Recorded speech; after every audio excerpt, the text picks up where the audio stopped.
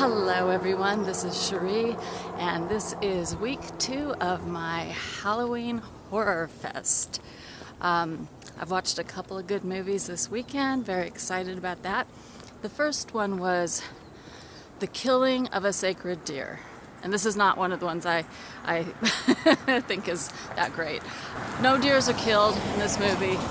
There's actually no deers in it at all, so it's obviously a metaphor that I don't really understand. But it stars Nicole Kidman and Colin Farrell.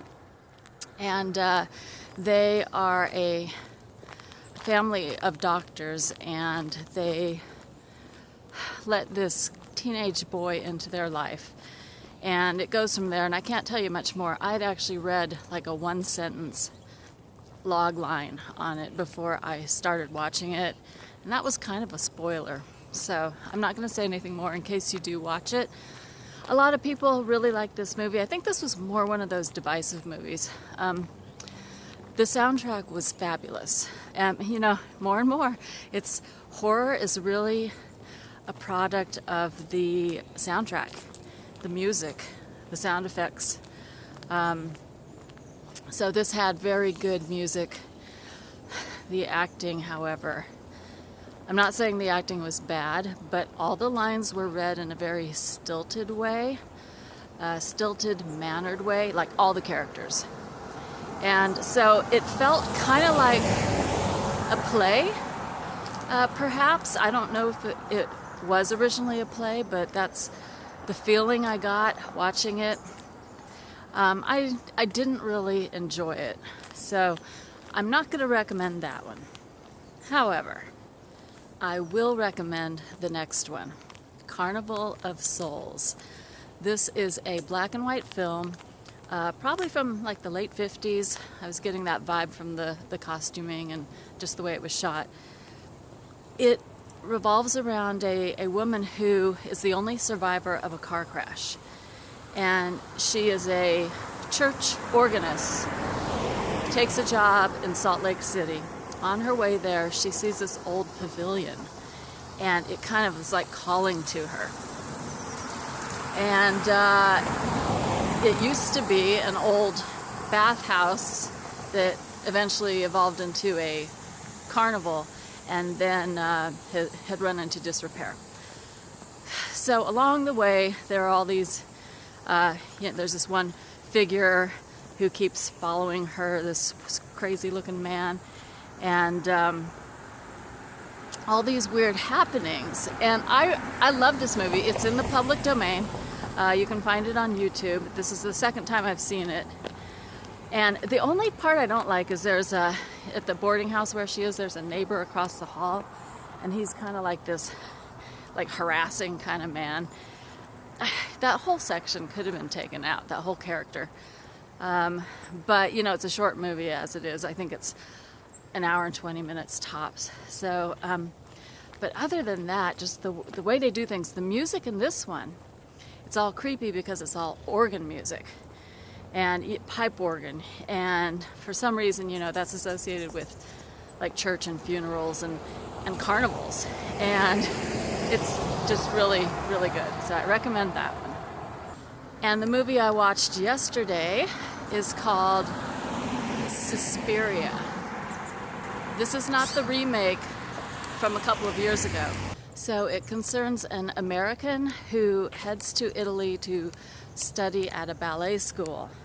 And unbeknownst to her, the school was originally founded by a witch. And there's some residual witchery going on there. Again, this one had a really eerie soundtrack. The shots were just gorgeous. The set design, everything. It was weird and creepy. It bordered on campy. It was kind of a slasher film, but not like modern day, like everyone dies and there's blood everywhere slasher films. Maybe a little more subtle because it was from the 70s. And there was this one scene.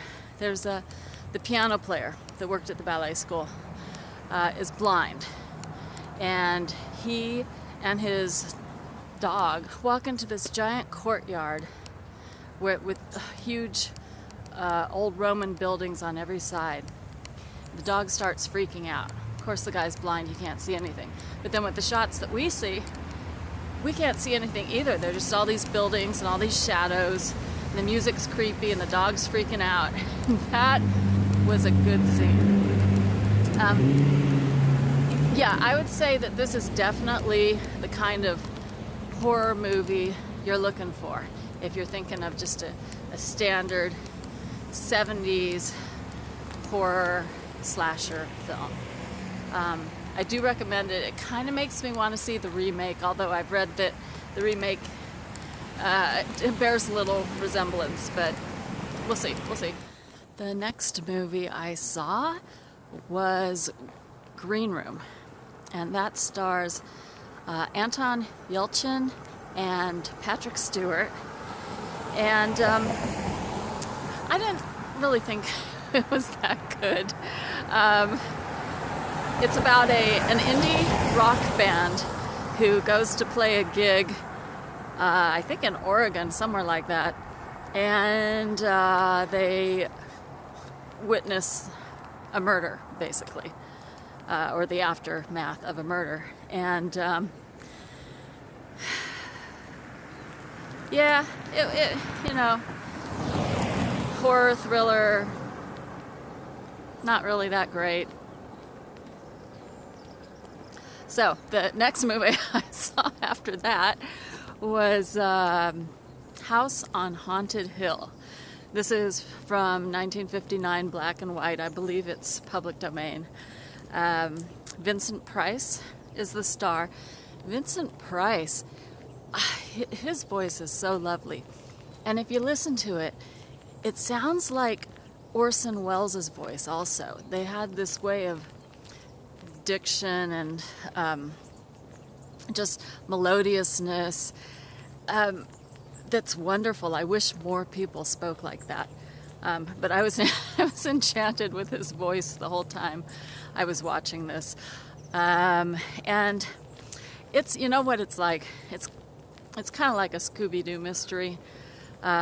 He invites people to this mansion, and whoever can survive overnight or stay overnight will get $10,000 the next morning. But of course there are, you know, murders and stuff, but in a very Scooby-Doo kind of way.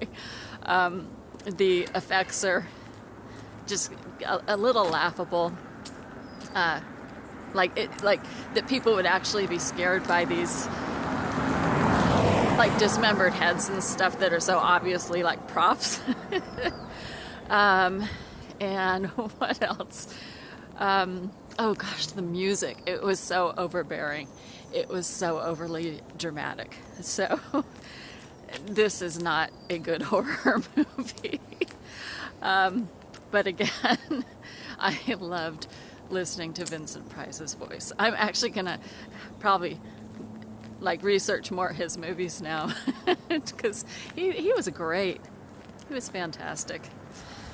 The next movie I saw was called Unsane, and it was made a few years ago. It was entirely shot on an iPhone 7 Plus. You know, it just goes to show anyone can make a movie. If you've got your smartphone, you know, no excuses. The movie concerns a woman who unwittingly lets herself be committed to a psych ward. And then how she tries to get out of that and things that happen. I did not guess what was going to happen. I didn't see where it was going. So I thought that they did a really good job. And there was one shot where she had taken too many drugs that they give you at those places. And so it showed the back of her head and it was following her, but inside the back of her head was the front of her face also. Kind of like, you know, just her mind was going crazy. That was a really interesting shot. The final movie I saw this week was called The Haunting of Winchester House. This was an indie straight-to-video movie. It was written and directed by the same person, and it just was not good. The concept was not bad, actually, and the twist ending, even though you've seen those kind of twist endings before, I actually thought if the rest of the movie had worked, you know, it wouldn't have been so bad. But the directing and the way the actors were directed, and there was no sense of like geography, so like from shot to shot you didn't really know where you were. It just made it confusing for the audience. So all that stuff wasn't good. It was about a family who moves into the old Sarah Winchester mansion, and that's why I wanted to see it, because I used to live behind the Winchester Mystery House. I would pass it every day on my day to work. Sometimes I would go into the gardens because you could walk around the gardens for free, and it was very nice and peaceful there. It didn't even take place at where the actual mansion is, even though they're saying it's her mansion. It's in this like forest, and it's like no one's around there. But the actual mystery house is right smack in the middle of San Jose. San Jose is the heart of Silicon Valley. You've got a freeway on one side, a major street on the other. You've got residential areas behind it. It was not good. So anyway, yeah, I only saw 6 this week because I was busy making storyboards for a short horror film that we're going to shoot for one of my classes at the end of the month. So anyway, I will see you next week for the next Halloween horror movie update. Thank you for watching.